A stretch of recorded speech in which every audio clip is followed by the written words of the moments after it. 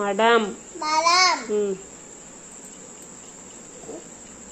கா ட பரம் இம் கரம்.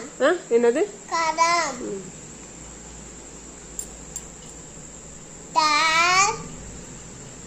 ட கரம் தரம் இம் தரம். என்னது இது? நல்லா பாரு.